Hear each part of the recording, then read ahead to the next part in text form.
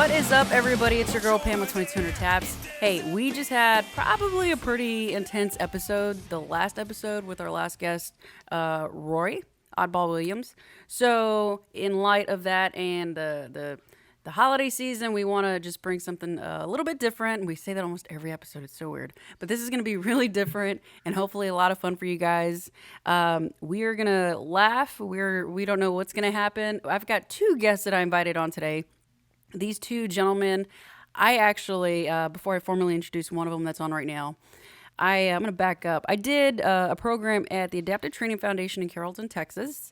Spoke about that a little bit on Carolyn's podcast. If you hadn't heard about it, it was founded by former NFL football player David Vobora.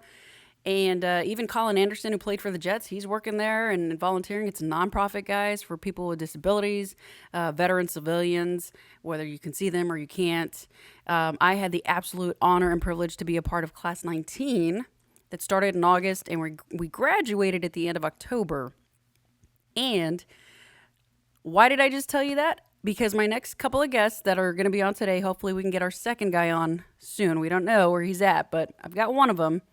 My first guest, his name is Aron, and Aron is also a Marine veteran, and let me tell you, the shit that we used to give each other, it's good times. So Aron, actually, I met him at ATF. It's the Adaptive Training Foundation, and we all know we love acronyms, so we're going to call it ATF.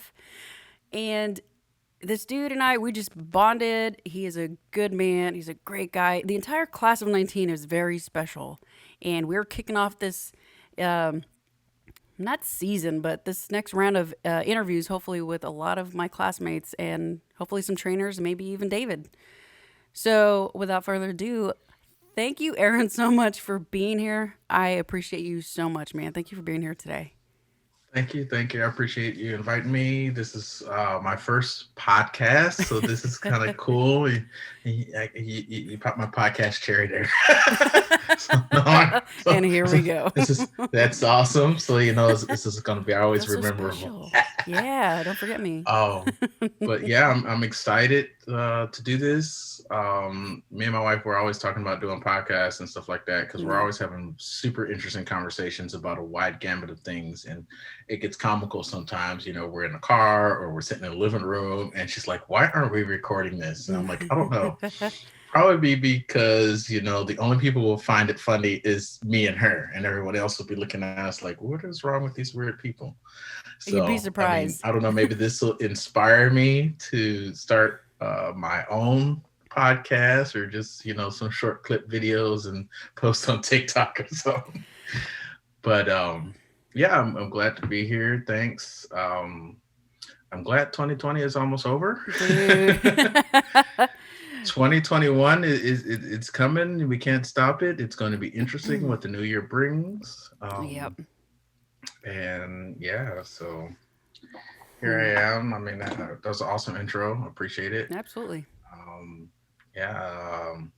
I just want to say that the ATF program was really cool. It was very inspirational, very motivating, both physically, mentally, and very challenging.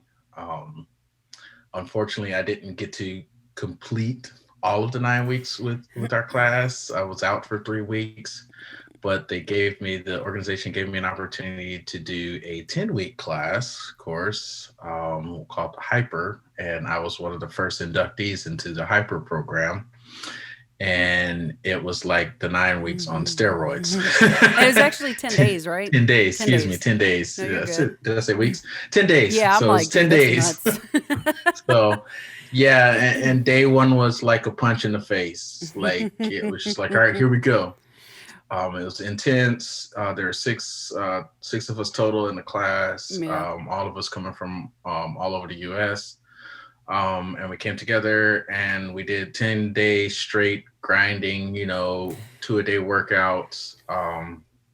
It wasn't so much, intense on the level of, heavy weights and sweat until you puke kind of thing, but it was more intense on the level of education on what we were doing, why we were doing these exercises and these different programs and how they would affect and help us grow, with our disabilities and stuff like that, Yeah. and help shape, us mentally, physically. So that was the butt kicker in itself, because some of the events, they weren't so like, all right, we're going to lift 1,000 pounds kind of thing, but it was like, okay, we're going to do steady movements and we're going to work on muscles that you forgot you had.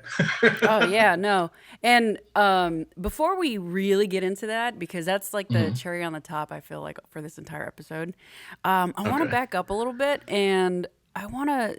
The goal is to really capture like your Okay. story, what happened, how you got there, where you're at today, and all that fun stuff. And Okay. guys, we are waiting for our other guest. His name is Mikey. Mikey Mikey, come Roman. on in here. Hurry Mikey up. is a new daddy, guys, so he might be changing diapers. He might be, who knows what he's doing. And we'll talk a little bit about him and not share too much of his story unless he comes on and all that good stuff. But yeah, so if he pops in at whatever time, that's what's going to happen. But so yeah, let's back up a little bit. So Turn this thing off. if you could share with us what your childhood was like a little bit. We don't have to get Okay. in crazy detail, but what molded you, or what helped you want to join the Marines, and kind of share what that was about joining and what that looked like for you. Well, I always tell the funny story of when I was in high school. After my freshman year in California, my mother had remarried and we moved to Texas. So I went to David W. Carter High School in Dallas, Texas. A very infamous school where there's actually a 30 for 30 ESPN special on my high school. Oh, very cool. You gotta check it out. It's pretty interesting. Um, Went to school, got involved in ROTC, and during that time in ROTC in the marching band, playing baseball and stuff like that, I decided that I wanted to join the military. And I like to tell the story of, of course, I had the choices, the four branches: the Army, Navy, Air Force, and Marines. And the Coast Guard Yeah, there you was go. there as well. But like Bastard. for me, the Coast Guard was always like, kind of under the Navy or something like that. And I mean, that's kind of how we thought. I mean, that's like with the National Guard. You always think National Guard, you think, okay, it's a component of the Yeah, Army, yeah, and yeah. they're almost kind of the separate entities and stuff like that. Which is true. But I'll I'm just tell giving this, you shit. It's totally true. yeah, I get yeah. that. But the general ideal of it was back in the 90s when I was in high school, late 90s. I looked at the services, and I didn't want to join the Navy because they still wore bell bottoms. And I was just like, I'm not having that. Like, nah, not gonna happen. The Air Force I thought was too easy. The Army, I was in Army ROTC at the time, and an interesting story on that. But the Army, I lived with my dad for about a year, and his last wife was in the Army, and we didn't really get along, and it just kind of left a bad taste in my mouth for wanting to be in the Army. And the Marine Corps seemed like the hardest. At the time, I weighed about buck and a change, soaking wet. And a lot of people, when I told them that I had interest in joining the Marine Corps, told me that I would never make it to boot camp. They're like, oh man, they're going to kill you. They're going to crush you. You're too small. You're too skinny. You know, and so that sort of drove me more to want to do it. I went and talked to a recruiter on a Monday. I was doing the ASVAB on a Wednesday, and by a Friday, I was ready to sign papers. Like no Mm. crap, like a week time frame. My Army ROTC colonel was not too happy about that. Him and my mother had ideas for me to go to West Point. They were trying to figure out ways for me to go to West Point, become an Army officer, and that type of stuff. And that wasn't my goal. And so I joined the Marine Corps kind of out of, defiance of those that said I wouldn't make it, and because, I thought, you think Marines, you see the commercials for Marines, and they don't advertise about, education and about this and that. And their advertisement is solely based on the idea of becoming a Marine. Yeah. that, and then that's their whole sort of The few, the purpose. proud, the Marines. Like, that's Yeah, it. if you'd proud the Marines, and that's it. I mean, you see some of these and it's funny. It's almost comical because you see some of these commercials for Marine Corps, and like they used to have that one where some guys were climbing some lava mountain, and he's fighting a dragon and all of this madness, and you're like, what the heck? And all of a sudden, boom, he's in the dress blues and a uniform, and he's a Marine, and people are thinking, oh, so Marines fight dragons? Okay, cool. I bet that's why Mikey joined. Yeah, it's just like, hey, I'm gonna go fight dragons. That's cool. Let's do that. And so that was the Mm. thing. And I was raised by my mom. For the most part, it was just me and her for many, many years. Towards the end of my teenage years, she got married. And someone had is kind of a family with that. But for what personal reasons that didn't last for her. But it was always me and my mom. I was raised around a bunch of women. Hmm.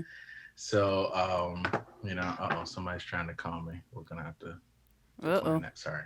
Okay, so I was raised by a bunch of women, which is not a bad thing Mm. because I learned a great deal of respect for what my mom did. I was lucky enough to have a great grandmother in my life who I spent a lot of time with.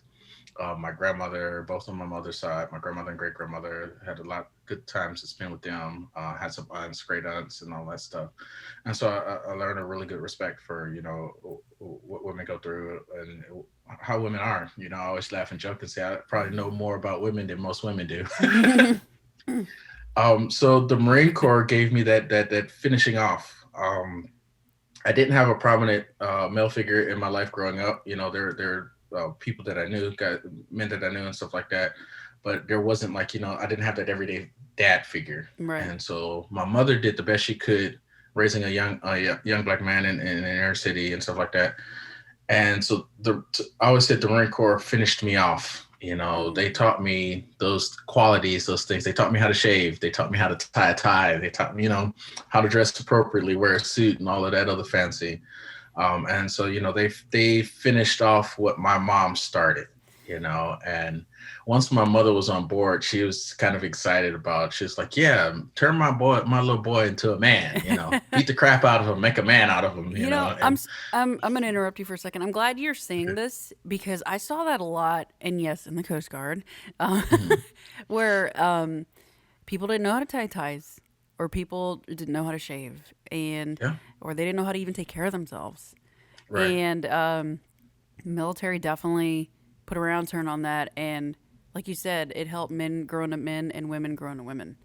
Yeah, Some women it grow into did. men because some of us had to like prove ourselves to the guys, right? Yeah, Um, but I mean, it taught you a level of respect. yeah, I yeah. mean, I already had the level of the yes sir, no ma'am type thing because that's how my mother raised me. Hmm. But the Marine Corps put that extra edge on it. Yeah. The Marine Corps taught me that I could not only be, a trained fighting warrior, but at the same time, I could be a gentleman.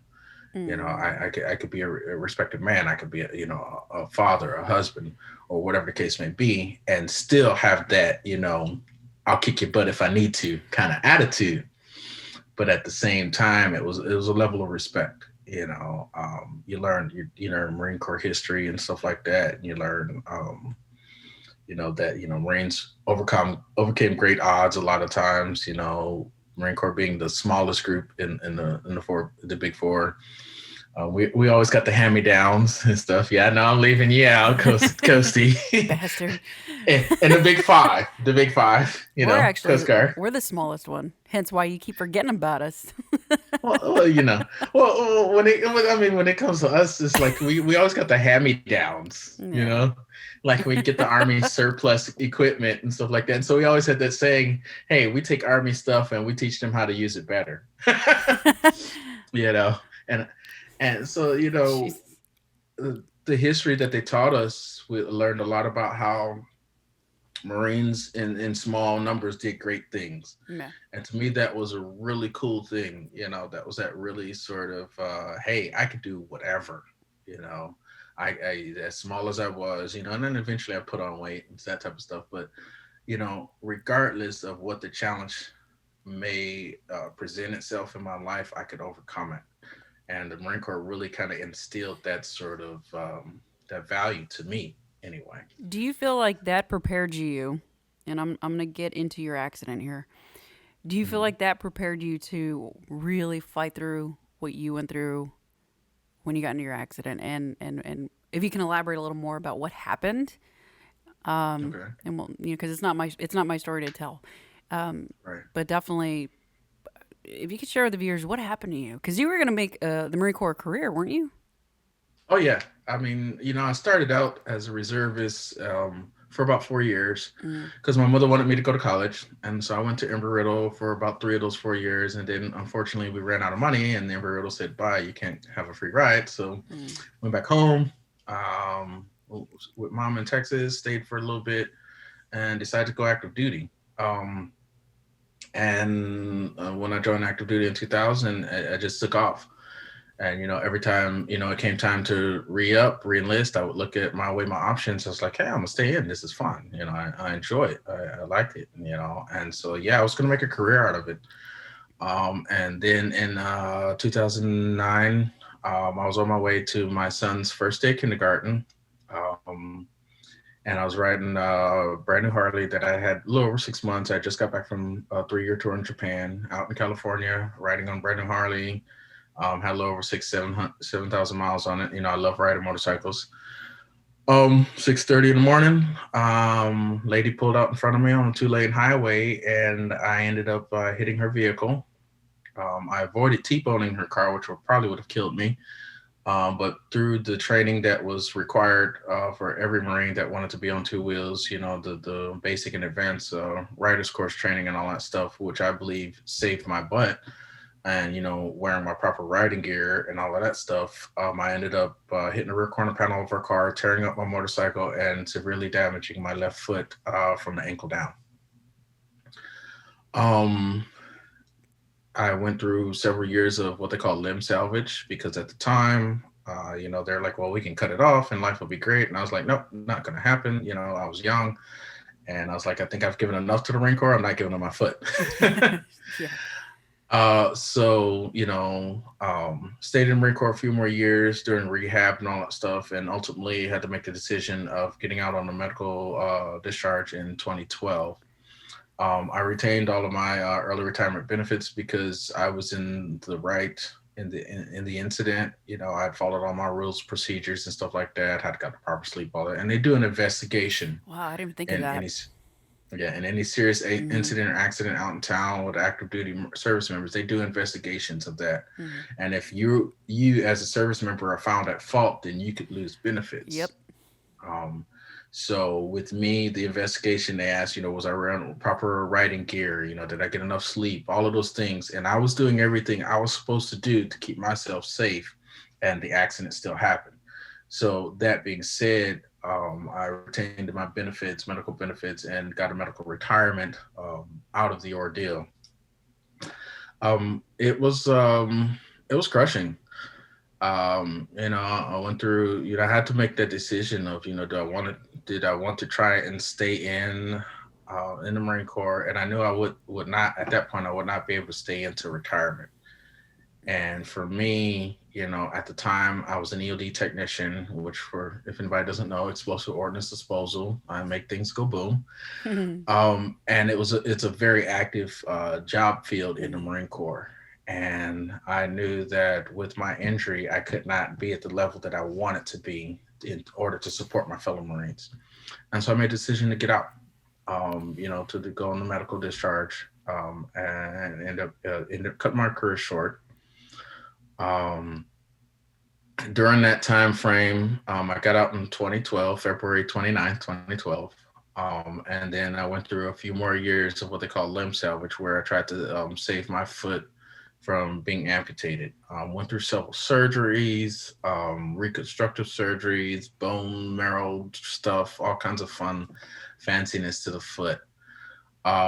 And in 2015, I came to the decision that I needed to amputate my foot. I was going through a lot of pain, difficulty sleeping, and I don't like taking pain meds. because in my family there's histories on both sides of the family of addictive natures, Right. and so I was very afraid of that. But the flip side of that was I was turning to an addictive nature of having a drink every night to go to sleep. That was my pain med. you know um I wasn't a violent drinker or violent drunk or anything, but it was like that was my go-to. Every evening I'm sitting up, with a bottle of whiskey, scotch, whatever, and sipping enough to get the numbness so I could just sleep. Yeah. And I decided that, at that point in December of 2015, or actually a few months prior to December of 2015, I was like, I need the foot gone. you know I had gone through a lot, like I said, a lot of pain, a lot of issues, and I enjoyed having a drink here and there, but I didn't want to do it like I was doing it. So you you know you made a conscious decision at that point. yes, It was like a come to yes, Jesus moment, if you will, right? pretty Do much, I yeah. do I continue to be an alcoholic, or Right, or could it could potentially lead you to alcoholism, right? right. Or That was the direction I was heading, because drinking every night was not, that was not in my plan. but um how like amazing is that to just know that even in your most vulnerable, you're dealing with this pain. It's chronic pain.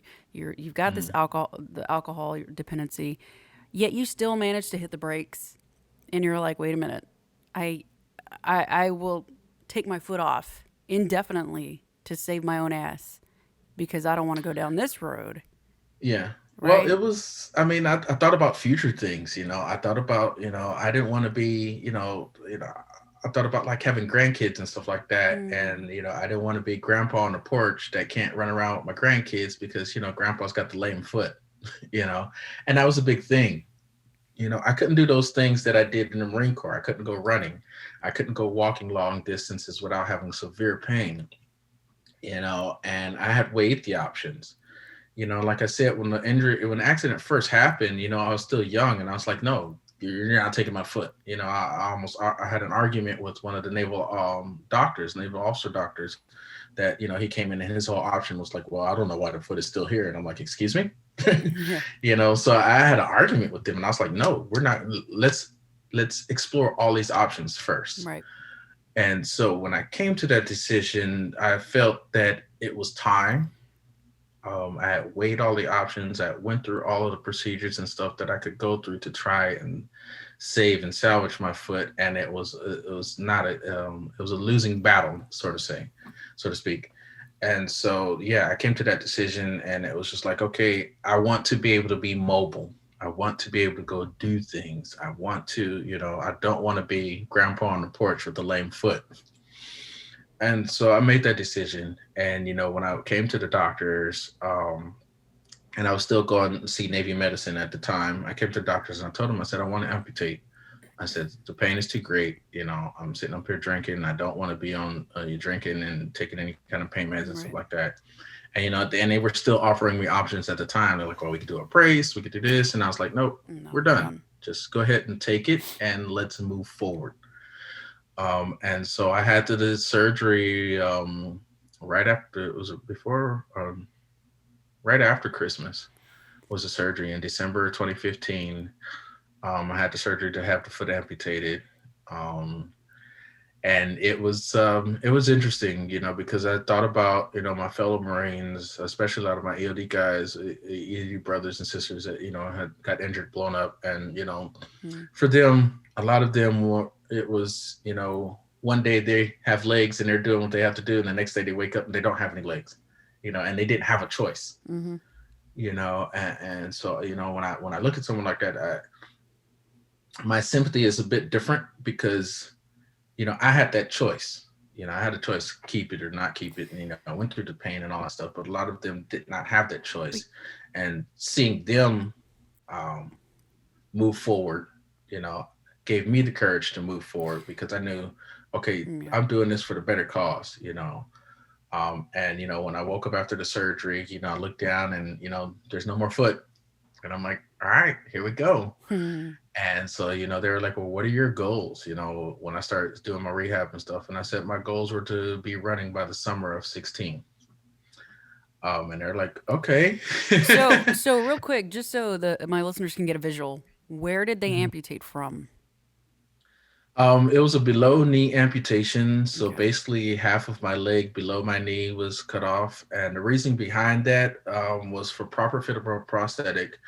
I believe they don't have a prosthetic that is just for a foot. Hmm. So they couldn't just take the foot and say, okay, we're just going to add you a foot on the back, on the end of that, and you'll be great. The best procedure would be a below knee amputation. So that left me enough of a residual limb below my knee in order to fit properly into a prosthetic device. And so that was the option. So I lost a little bit more Than your foot. than my foot, right? Hmm. One of the cool things was I had one of my first tattoos was on my calf, and jokingly I had told the operating doctor, I said, "Hey, if you could save it, because I knew bits and pieces of it was going to get cut off during the operation. If you could save that, that'd be great. Because your first tattoo is like your worst tattoo, but it's your favorite tattoo, right? So." I was just like, if you could save it, that'd be great. And months later, I'm sitting there massaging my stump, and I look over and I'm like, oh, he actually did save it. So Oh, my he scar is did? kind of unique. Yeah, it's kind of unique. It goes around where the tattoo was, and That's so like I was awesome. like, this dude is cool. But so like That's awesome. December, I had it amputated. Um, March was my first what they call a check socket, Hmm. basically getting you comfortable with having your limb inside of a device that's going to help you walk and move around. So I got my first check socket in March of 2016. The summer of 2016, I ran the Del Mar 5K mud run in San Diego. Oh, wow. And so I have pictures of that. Jesus. And it was crazy because I ran the mud run in a running leg with what they call a check socket on that running leg. And, it's a mud run. So you're running through mud, muck, and water and You stuff. didn't freak out? I'd be freaking out like you'd be sucked into the mud or No, something. like it was weird because I mean, my healing process went very well. Mhm. I didn't have any difficulties in my healing, the incision, all that stuff. So I was lucky in that aspect. The doctors did a phenomenal job down at the Naval Hospital in Balboa in San Diego. They did an awesome job. So my healing process was really good. A lot of people do go through some difficulties when they have amputations, stuff like that. As far as healing, the scar healing, all that Mhm. stuff. Because in the operation, and just to give a little bit of graphics there, when I say that they cut half of below my leg, they cut through the bone, took all of that top part off, but the calf muscle, they basically take that and they wrap it up over the stump, and then they incision it up. So where the Oh, bottom of your calf wow. muscle kind of was comes up across the residual limb, and they sew that on. Oh, that's nuts. And so that in itself is an odd thing because you're taking a body part from one end and you're wrapping it and trying to attach it to another part. And so there's a healing process Hmm. with that. But like I said, my healing process went well. Everything was moving forward for me. I was excited about it. Therapy was painful, but it was Yeah. good. I was at a state where I didn't have to depend on, having a drink to go to bed, That's awesome, dude. which was awesome. Yeah. And so, like I said, when I got that first check socket, I was like, and I was up and running, so to speak. And so, progress for me was really good. The rehab center and the program there at Balboa was awesome and excellent. And so, yeah, I got the approval, because I had to make sure that my doctors and, everybody were on board with me doing this mud run. I was like, hey, Hmm. this is what I want to do. It's coming up. Is everything going to be cool? And they're like, yeah, you should be fine. Wow. And so, yeah, I mean, I did it. There was a couple times where the leg almost came off. So I'm serious. And Like that's a I'm big fishing through the fear. mud, trying to make sure my leg stays on and all that stuff. But I did it. My wife was there. Mm. My middle child, my son Jake, he actually did the mud run with me. Oh, that's awesome. So that was really cool. I have some pictures from it. I'll have to post it on my Facebook. I think I got them posted on my Facebook. But it was just awesome. And Um, so I moved forward with that. And then I kind of fell into this whole sort of just sort of melding moment of, okay, that was great and blah blah blah, but I really wasn't doing anything else. physically. let me stop you real quick because I don't want to get too far Okay. ahead. Just because you made a comment about you're afraid to be addicted to painkillers and all this stuff because you had Mm, addictive personality traits in your family. When you were recovering from your surgery, how did you mm, manage that? Because you're at the Naval Hospital, and we know mm. that people are very fast to shove painkillers down our throats.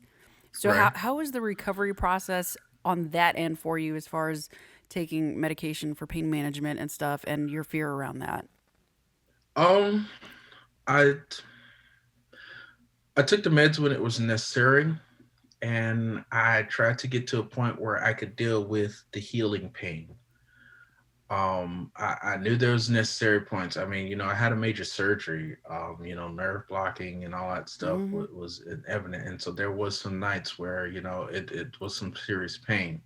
So there was a purpose in that beginning phase of, okay, I need to be on these meds, I need to, so my body can heal, but for me, it was like, I, on a mental standpoint, I just it was like, okay, I'm going to do this until I know I can tolerate the rest of this healing pain, Mm-hmm. and that was my goal. You know and I say that because like, I've done things in my life where I've had addictive natures of doing things, and then it's like, okay, I'm done, I'm Mm-hmm. just going to stop, and I'm really hardcore about, okay, I'm just going to stop doing it. Um, you know, um, I smoked cigarettes for about 10 years. Dude. I don't even, I think my mom knows. She may know, she may not know. She knows now.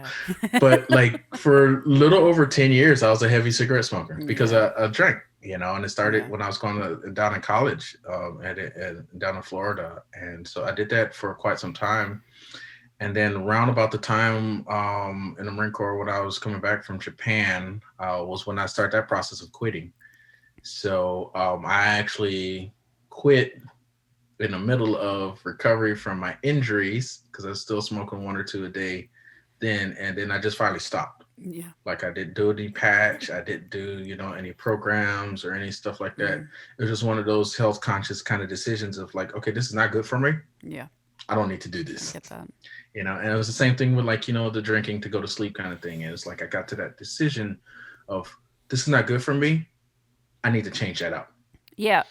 And so with the pain meds, it was that same mentality of, I've had this major surgery. I know that I need some of these meds in order to help myself, my body heal. Mm. But then when I got to that point of, okay, I'm good, I can tolerate what I got going on, I'm going to stop. Yeah. And so that's just kind of where it was with me.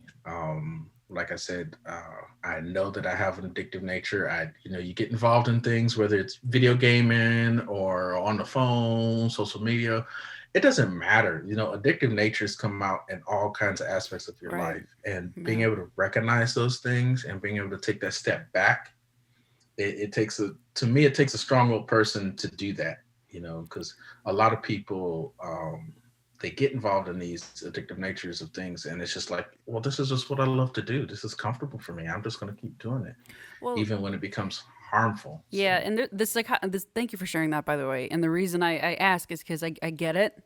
I was addicted to painkillers there for a little bit, and after I couldn't walk for 2 weeks of my back injury back in mhm. 2009, and I had like went to the ER. They gave me like 30 oxycodones or something like that. I went to the ER again 2 days later. They gave me another prescription of that. So I was like very happy for 2 weeks, Oh yeah. and it got to the point where it wasn't working. So I would start drinking alcohol with it.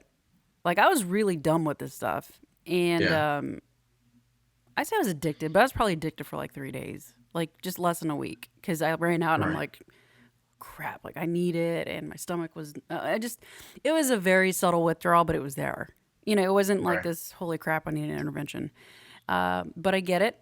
And the reason I wanted to ask you more specifically is because people struggle with that. That's a real thing.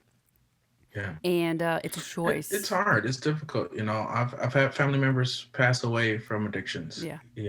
and it was by their choice, because it ultimately comes down to a conscious choice. Yeah. You can't help someone until they want help, and that's really hard for a lot of people to understand because, there are folks out there that want to have that helpful nature, and they're like, I want to save the world, I want to save You everybody, can't. but sometimes people just don't want to be saved, and that's a real, to me, that's a real hard pill that, pun Yeah, intended, that's a real hard pill to swallow. it is.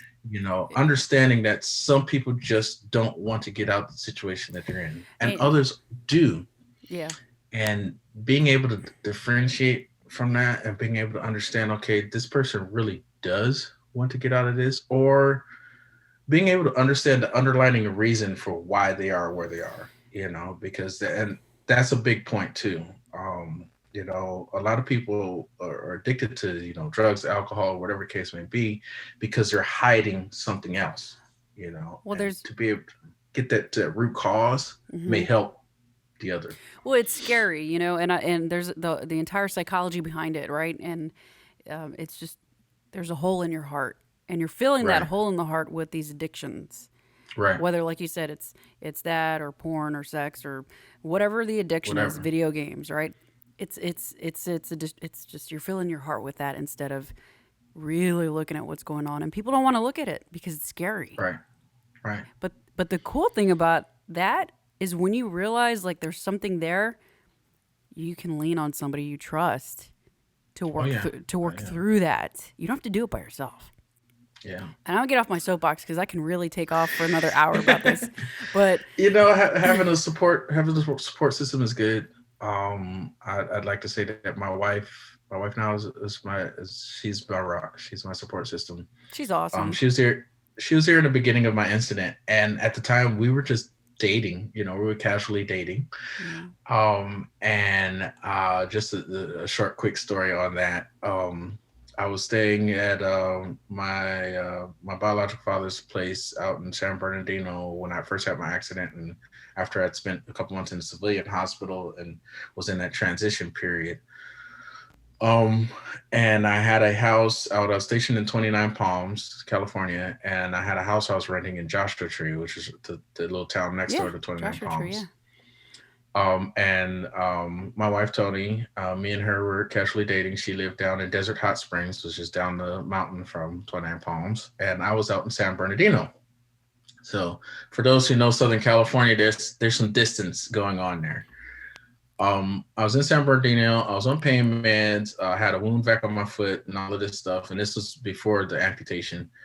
And I had not been to my house in a couple months, and I had this house kind of set off in the desert field and stuff, almost by itself. There's a few houses around it, and I was like, I need to get to my house, make sure my stuff is still there, make sure somebody hadn't broken in and cleaned me out. Hmm. And I didn't have anybody to come get me. My father at the time was back home in the South visiting family and stuff like that, and I was pretty much in that house by myself.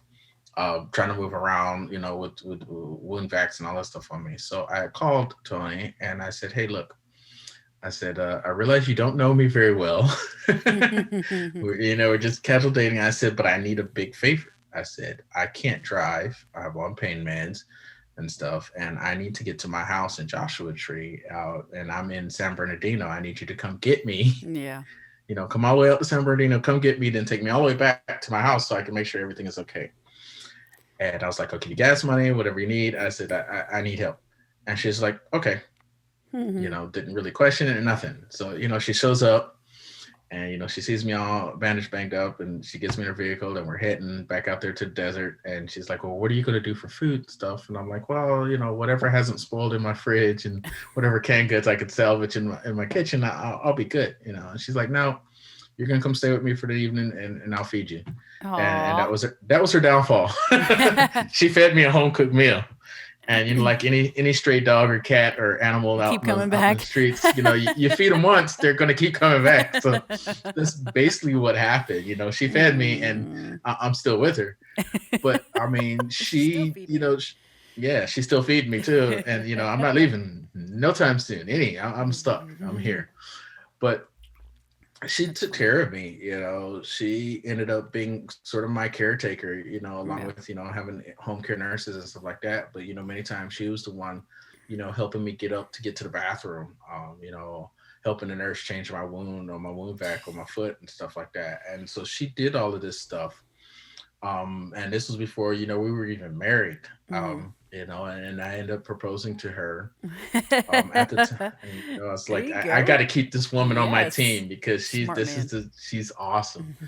And it was funny because at the time, she was doing foster care.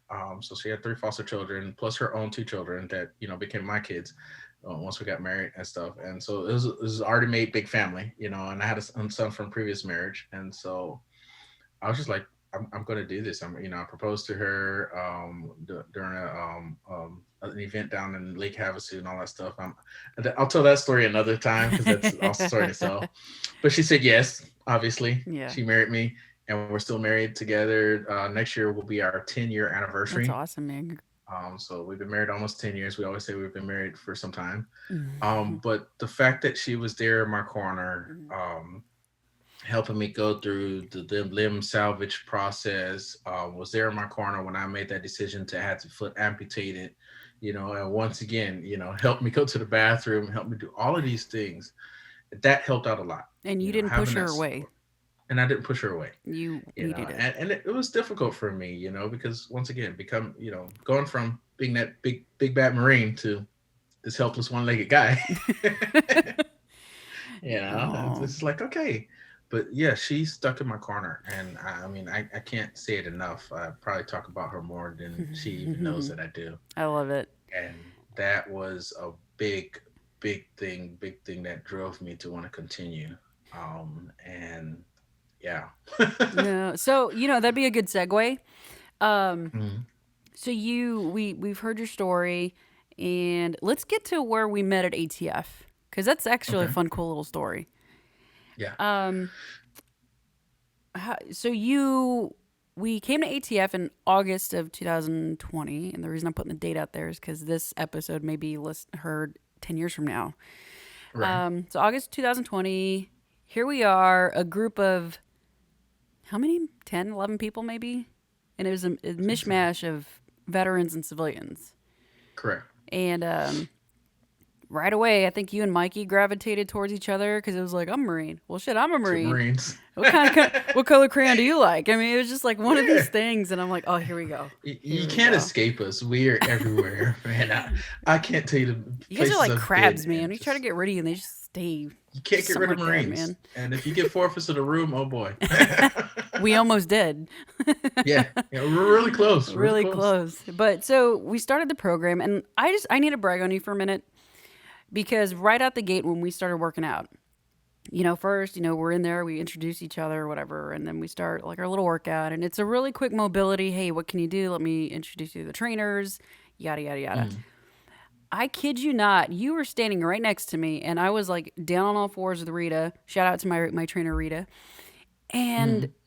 you're doing lunges in front of me.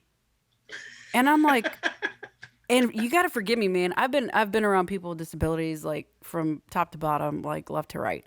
But to Right. actually see somebody with a prosthetic leg do a lunge and that sucker didn't pop off, I was like, what? And I didn't realize how ignorant I was. I'm like, holy shit. Like, I didn't, wow. And I it realized I could really, do that. it inspired me. I'm like, what? And it served its purpose because that's the whole point of working out with each other, right? Is to Right, push right. each other and stuff. But I'm like, oh my God. Like, So, they didn't so to, so fly to pick off. up on Like, we're that, good. the leg that I had, it was a brand new leg. It's a Martin Bionic leg. Mm-hmm. And for those who are amputees out there, whether it be arms or legs, Martin Bionics is, I think they're really cool. Um, the leg that I have is called a Martin Bionic leg, and it gives me a lot more flexibility than a traditional Mm-hmm. um, socket or a traditional prosthetic would. With a traditional prosthetic, I would not have been able to do those lunges the way I did them. The Martin one gave me a lot of more flexibility and stuff like that. And so I was still new with that leg. I think I've had it a few months, and I was like, I'm here to explore and try to break this thing. Well, yeah. And so yeah, just I mean, I was like, this is cool. As you're watching me doing lunges, I'm watching me in my mind. I'm like, dude, I'm actually doing this. You're This is doing kind a of dope. lunge. It was nuts. And you had your Superman shirt on one of the days, Oh and yeah. one. Excuse me, as I stutter because so many things just went through my head at once. There was one day that you brought your running leg in, Mhm. And I remember you brought your running leg, and I didn't know much about it because when it comes Mhm. to working out and amputees, I had never seen it. I've never been around it, none of that. Right. And next thing I know is I see you running with this sucker on, like by me and Rita on the reformer, and I'm like, what is he doing? Like you're running like balls to the wall. I'm like, this dude never runs. Like that's like a magic leg or something. But come to find out, that was the first time you ran in how long? It was it was a couple years, almost 4 years, I guess. So and I want to back up. What happened that made you never want to touch that thing again up until that day? Well, I for some amputees, when you're in your prosthetic device, some people experience a lot of sweating. And when you're in your liner, that sweat gets, in between you and that liner, it makes your leg slick. It makes it want to pop out. For me, I didn't experience everyday sweating, but when I work out, my leg would sweat. And so I was on a treadmill one day with my running leg. At the Y in San Diego, and I'm running along, doing my thing, and I started to sweat, and my leg almost came off, and it freaked me out. Yeah. And I was just like, I can't do this. I need to fix this. And so I stopped running because I couldn't. That was my running foot, and I stopped running. I put it under the bed.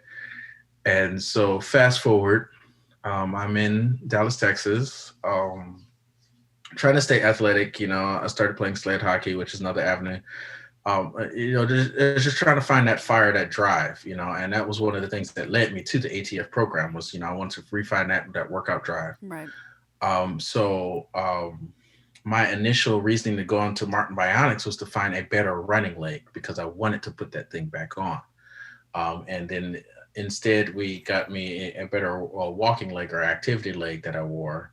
And we were not with the technicians there at Martin Bionic. We said, we're going to work on this. And then once this is good, then we'll look at getting you a running leg.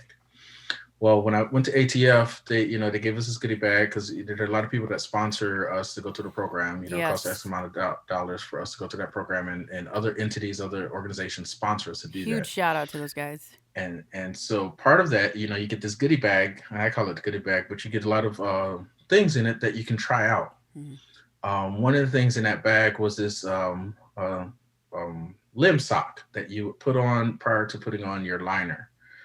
And it was supposed to help with the sweat. And so I was like, okay. And so then the wheels started clicking in my hand. I was like, maybe I could wear this sock with my liner, with my running foot, and it won't fall off. And so I brought the leg in one day, the running foot, and, I put the sock on, I put the liner on, I got my leg on, and it had been almost 4 years since I put that running leg on. So, I got it on, I got my leg down in there and I'm fitting it. I'm like, okay, this feels good. This feels okay. Let's see if I could run in it. And so I was just standing there and I was supposed to be warming up for another exercise to regain the mobility. And I just took off running, just kind of down the path. And so I'm like, okay, it's there. Okay, let's see, because I wanted to sweat. I wanted to see if it's going to fall off. Because I was like, well, if I fall off here. You didn't wait for your train. You didn't wait for Alex to get you started. Oh, my trainer was not happy. He was not happy about me just taking off. He's like, what are you doing? Hey, cut it out. Who was also a Marine, by the way. Yeah. So, he's like, what are you doing, Marine? Huh? What? It wasn't me. I do it. I don't know. It was the leg. The leg made me do it. I'm sorry. Glorious. But, I was like, I wanted to do that. I was excited, because I had some sort of new technology that could help me stay in this leg. That's awesome. And so it was just one of those, okay, I got it on. It feels good. It feels okay. Let's test it. Because immediately in my mind, like I said, once again, I wanted to sweat in this thing. I wanted to make sure that it wasn't going to fall off. And I was comfortable at ATF and in that environment, knowing that if I did have an accident, if it did fall off, if I did fall on my face, there were people there to help me, and that was a big confidence booster for me. Because when I almost fell on the treadmill at the little gym that I was at, it was just kind of like, I'm looking around, see if anybody noticed. And I'm just like, okay, we're just going to stop this right here. Well, yeah, there's that just fear, whatever that is, whether it's judgment or it falling off or something, right? There's something there. Yeah. It's just like, is anybody going to even try and help me if it is? So I was kind of scared of it, So I just tucked it away. I was like, until I could figure out how to keep this thing from falling off of me, I'm not going to wear it. So, yeah, that was actually an amazing day to see that. Like, I kid you not. And I think you had your Superman shirt on that day, actually. You always One wear of that those, thing. I have a bunch of little superhero shirts, and it's funny because I wear them under my hockey uniform, Yeah. and it just kind of it 'Cause- gets me in that zone. I like comic books and all that stuff. I call myself a quasi comic nerd, because I know like comic books and sci-fi That's stuff and all awesome. that fun stuff. And so when I wear those little superhero outfits, it's kind of a people still trying to call me. Mm. When I wear those little superhero outfits, I kind of think about that superhero Yeah. whose outfit that I'm wearing. Oh. I have a Spider-Man, I have a Superman, I have a Batman, I have a Punisher, Captain America, and I want to get more. I want to get you a But Wonder what I Woman get, shirt. yeah, I need one of those too, because Wonder Woman is badass. Jeez. But like when I wear the Superman shirt, you think about the qualities of Superman. Mhm. He's this man of steel, this alien from another planet that grows up in America, that becomes American, and his whole deal of I'm American, and regardless of where I come from, and he's truly an alien. This dude's got superpowers. He's the man of steel. He's Yeah. but at the same time, he still struggles with the same type of mental issues that every other American or every other person on earth would struggle with. How to Mhm. use said gifts and this, that, and the other. And so I sort of visualize that whole, okay, I'm going to be Superman today. I'm going to be that man of steel, regardless of what adversities I'm going to just knuckle up, That's amazing. or if I got the Punisher, that's my, it's going to hurt today kind of thing. Cause you look at the character of the Punisher and, he's just this every average guy that, started out on this whole revenge quest and then turns into this sort of anti-superhero sort of persona. And oh man, I'm so glad you said that because we all have our favorite superheroes that we've idolized at some point, right? Right. I used to love He-Man when I was a little kid, but that's neither here nor there. But Nice. I do want to highlight because you said, and it's there are no accidents. You said, Superman, he has this, but he struggles with this, he struggles with that. And one Mhm. struggle I want to bring up is the fact that we are in COVID times, right? Yes. And for my listeners, this is not going to be a political discussion by any means. The only reason I bring it up is because during our training, Aaron actually came down with COVID. Right. And it was literally like maybe week, because there's 9 weeks in the program, maybe week 5 or 6. It was something like Yeah. right Something towards like that. It was like the right in the back end, middle. or right in the middle. Yeah. Yeah, Right. Yeah. Because when I came back, I was able to finish the last 2 weeks. yeah, Yeah. So yeah. So right in the middle, right when right in the we're middle. we're all climbing this mountain together, Aaron falls back, and if we're a tight knit little group. They split us up every other day, so we were even tighter. Our little class, we had five Right. or six people, and then it went down to like a few, and we really missed you. And it was just like, dude, like what's gonna happen? How's this gonna play out? And you ended up finishing with us to graduate. Right. And what people don't know with ATF, if you miss X amount of workouts, you have to make them up in order to graduate. Right. And whether you do one, two, or three of them in a day, you will get your workouts in. And they're Right. safe about it. They make sure you're okay and you're not getting crazy with it. But you managed to graduate with us. And at graduation, David's like, by the way, Aaron, we're inviting you back. And this is where I'm going to Mm. come full circle from what we were starting at, right? Okay. You came back to what was it called? And Hyper. It was The a 10-day program called the Hyper. It's just called Hyper. 10-day Hypers. Hyper program. So it was a 10-day hyper program at ATF, and it Hmm. was the very first. Like you guys are plank owners, Yes. We're class one. class one, and you guys again, David Vobora, ex NFL football player or retired NFL football player. It was a 2-day workout for 10 days.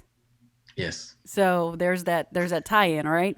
But and we had a lot of really cool athletes come through. I was kind of following you guys, and one in particular, he's kind of a celebrity in the veteran world. Oh, yeah. Retired Staff Sergeant Travis Mills, and he is one guys listeners. He is one of 5 quadruple amputees from the Iraq-Afghanistan war. One of 5. That's still, Yeah. I'm getting goosebumps down my legs now that I just said that.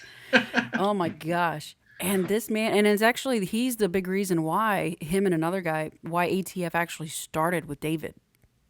Yes. So, real quick, we've got a few minutes left. Tell me about that experience to just, because I know I was in awe of you when I saw you doing lunges. How was Mm-hmm. that to see this man, all of them Oh, really, dude. but then to see this little guy, and I shouldn't even say little. That let me retract that statement because he's a strong and powerful dude. Just Oh his yeah. and but he was on his he yeah, I'm gonna shut up. Tell me about this. Like, what was that like? I'm just like speechless over here. Well, first off, starting the class and getting in there, and Travis was there, and Travis Mills, and I knew of him. I haven't read any of his stories. That's the crazy thing. I haven't read any stories, stuff like that. I knew of him from the story that David told us, No. and all that stuff. And I knew his staff start and all that, and I knew he's injured now, right? But just meeting him and not knowing his story, not knowing anything about, just getting to know his personality was probably the coolest thing for me. Because it wasn't like I was like, oh my God, dude, you're so awesome. Let's take a selfie. And I forgot, I don't even think I took any pictures with him at all. It was just being able to just chill and talk with him, Man. really, really funny guy. I mean, freaking hilarious. And just his way about him, the things that he's doing with his programs and his organizations and stuff, and just his attitude on life in general was just like, this dude is cool. And at many points in the program, I didn't see him as Travis the quadruple, amputee. I just saw him as Travis, this army dude that used to be in the army, and he's got some kind of famous story. Like, yeah, that's cool.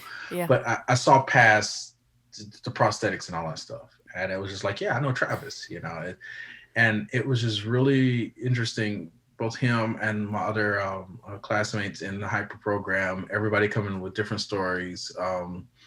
A lot of us, very active in our athletic sports. We had a gentleman from New York who does softball. He's a double amputee. We had a guy, a C7 spinal cord injury, who's weightlifter. Like, this dude has like massive arms. Like, dude, I want arms like you. Was he the Like, guy that was in the wheelchair that was you yeah, were taking pictures that of? was Kenneth. Oh, his name's Yeah, Kenneth? yeah. Wow. And That's so amazing. Kenny was like, I mean, just massive. So bodybuilder. We had another gentleman, that just all around just athlete. Dan was just like our superstar of the team. You had me. I play sled hockey now, and think I'm really good at it. I'm not really good at it, but I love playing it. I mean, I'm on the ice. I hate the cold, but I play on the ice. But you had me, and then we had the one woman, Lee, that was in our organization. She's done some, I think she's done some marathon running and stuff like that, and she's very active. And so we had this group of 6 that we weren't strangers to being athletic, but we were still dealing with how to maintain that level of eliteness with our disabilities. And so, like I said, the day one was a punch in the face. It was like, all right, here we go. Let's do this, And it wasn't so much a sweat and burn kind of program. It wasn't like, we're just going to kill you to exhaustion. Your muscles are going to fall off your bone and that type of thing. But it was more so of, we're going to educate you on how to properly exercise and how to use muscles in your body that you forgot that you had, Right. And so that in itself and the intensity brought upon on that, and the awesome trainers that we had that that really broke down the reasons why we were doing these exercises, the methods behind them, what to look for and all that stuff. And it did make us sweat, and we were sore, and we were in a little bit of pain and all that stuff, but it was a good soreness, a good pain, because we were understanding that there are other muscles in our bodies that we can activate to help us move, and it's very movement based. We were doing 2 a days, one in the morning, one in the afternoons or evening time. And, they were intense, but at the same time, it was just real like, all right, this is awesome. So, having Travis and having the other team members there, it was really great. I really appreciated ATF for, allowing me to come back and to turn and burn again. And being the first class was exciting in itself. You know, like, hey, we're going to try it. And they told us on the first day, we're going to try out some things and see how it goes. You know, and there are adjustments made on the fly. And I appreciate the staff and the coaches and stuff for being able to recognize and to make those adjustments on the fly to accommodate, you know, us, but at the same time push us, you know. So the accommodation wasn't just, okay, well, you know, we got Kenny here in a wheelchair, we're just going to dumb this down. No, let's find out how we can still accelerate, but at the same time do it safely, because, you know, there are certain limitations that we had. And so they did that with not only with Kenny, they did that with Travis, they did that with myself, and they did that with the other classmates. And we were still able to accomplish. And I mean, it was a butt kicker, but it was fun. Like, that's amazing, man. I enjoyed it. You know, I would wake up every morning and sit on the edge of my bed for about 30 minutes, stretching the bones and muscles. And my wife would tell me, "Hey, you're moving a little slow." I'm like, yep, I got to do it. Time to go. So. Well, that's what I absolutely love about ATF. And guys, the Adaptive Training Foundation is nonprofit, so donations, sponsor athletes. Most definitely. I think it costs somewhere between $10,000 to $12,000 to sponsor one athlete through our 9-week training program. So huge shout out to everyone who's donated, sponsored, supports that mission, because I watched an interview with David one time, and he said there is a need.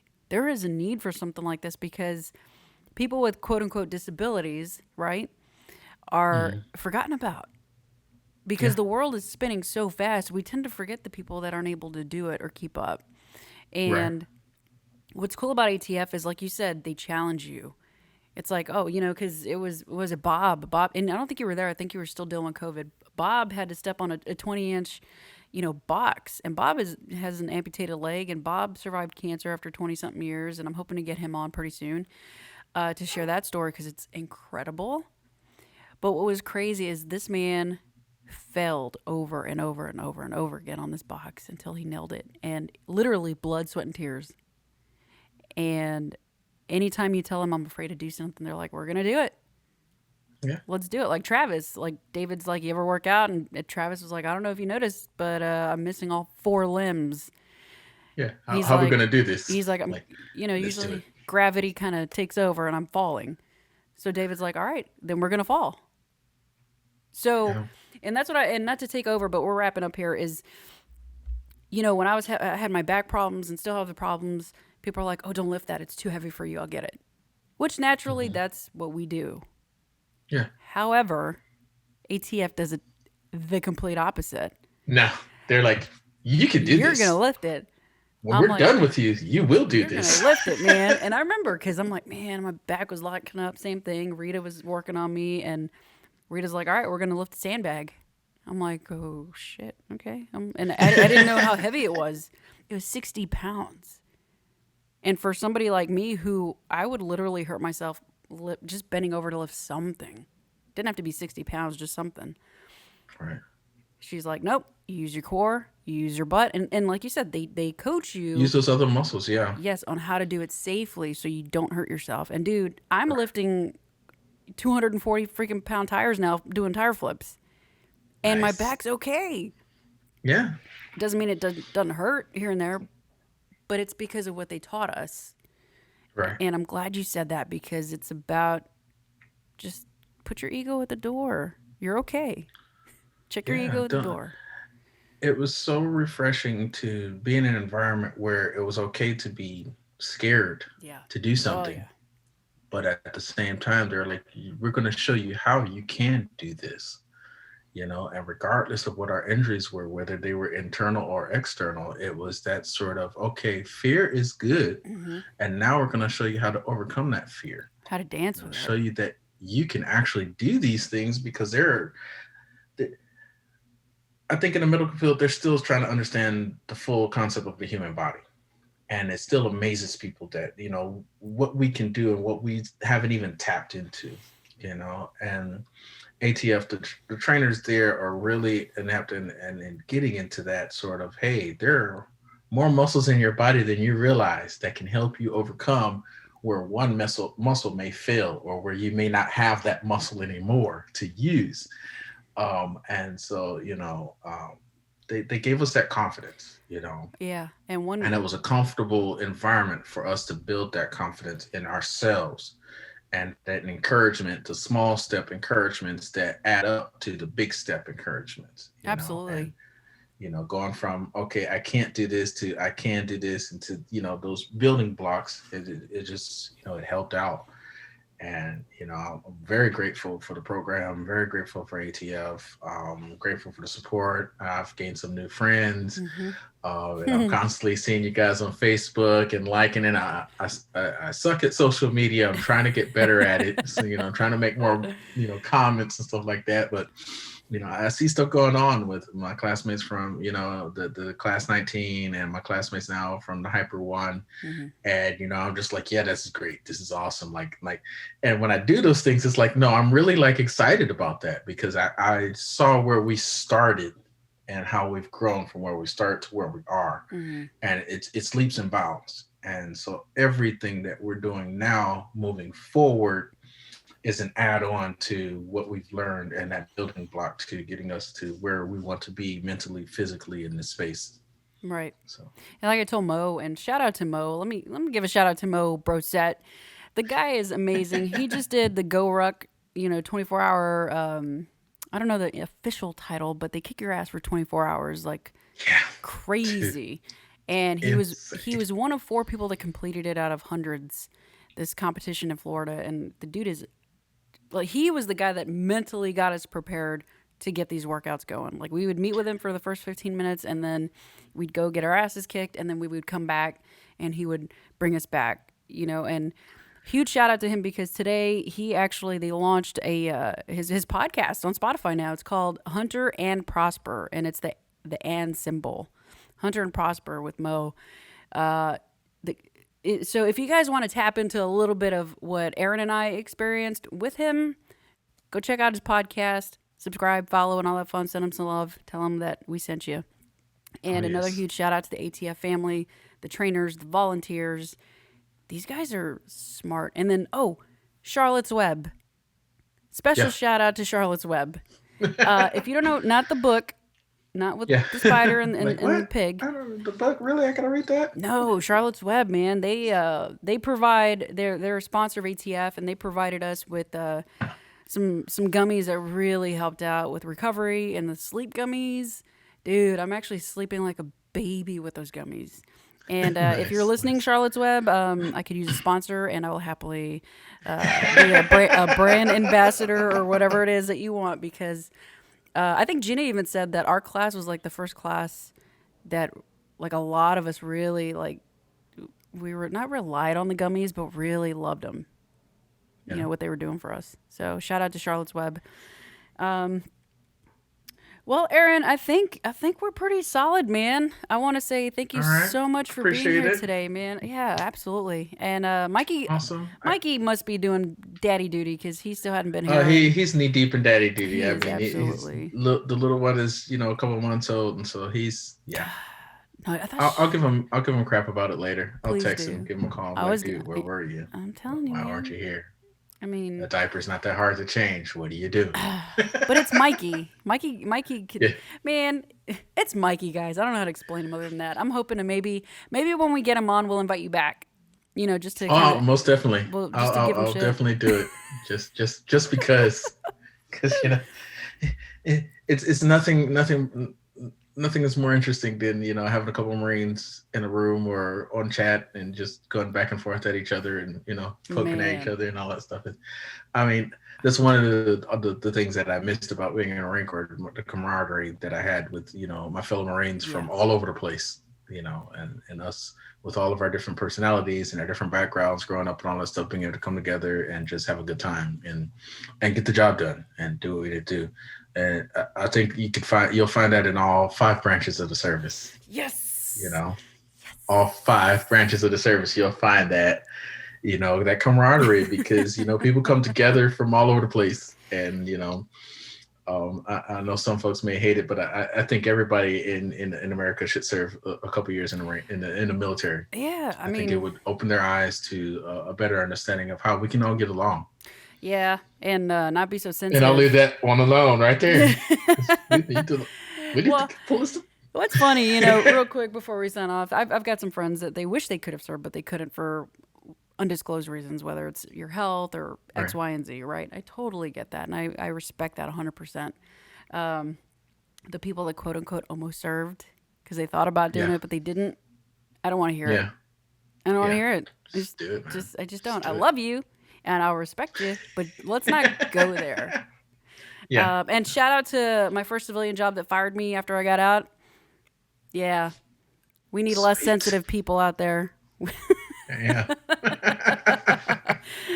But Aron, again, thank you so much.